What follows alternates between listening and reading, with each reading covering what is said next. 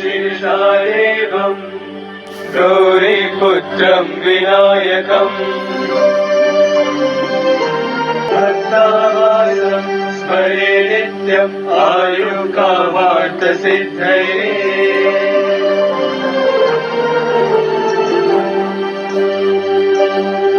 प्रथमम् वक्रतुण्ड एकदन्तम् द्वितीयकम् तृतीयम् कृष्णपिङ्गाक्षम् गजवक्त्रम् चतुर्थकम् लम्बोदरम् पञ्चमम् च षष्ठम् विकटमेव च सप्तमम् विघ्नराजेन्द्रम् धूम्रवर्णम् तथाष्टमम्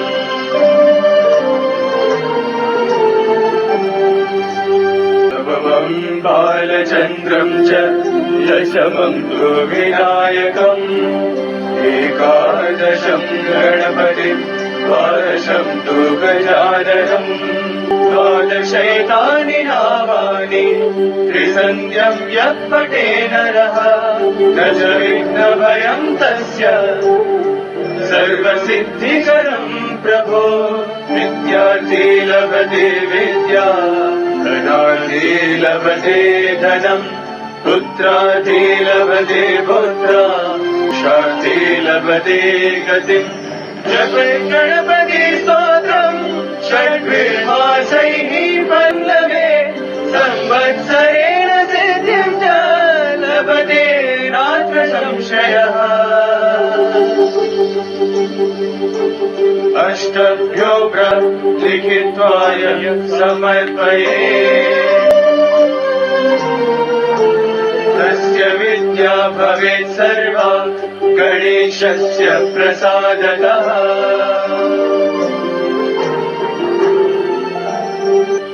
नारद उवाच प्रणम्य शिरसा देवम् गौरीपुत्रम् विनायकम् भक्तावासम् स्मरे आयुकामार्थसिद्धये।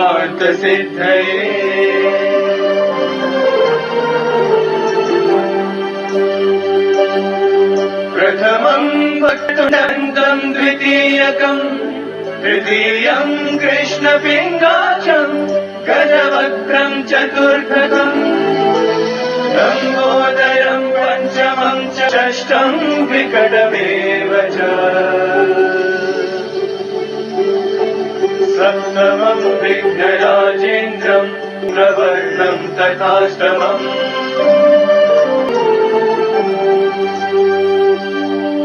नवमम् बालचन्द्रम् च दशमम् तु विनायकम् एकादशम् गणपतिम् द्वादशम् तु गजाननम् द्वादशैतानि नामानि त्रिसन्ध्यम् यः पठे नरः न च विघ्नभयम् तस्य सर्वसिद्धिकरम् प्रभो।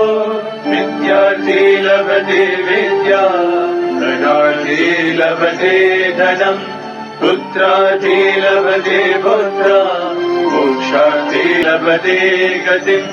जपे गणपति स्तोत्रम् षड्भिर्मासैः फलम् लभे संवत्सरपते नात्र संशयः। अष्टभ्यो ब्राह्मणेभ्यश्च लिखित्वाय समर्पये गणेशस्य प्रसादतः। इति श्रीनारदपुराणे सङ्कष्टनाशनम् नाम श्रीगणपतिस्तोत्रम् सम्पूर्णम्।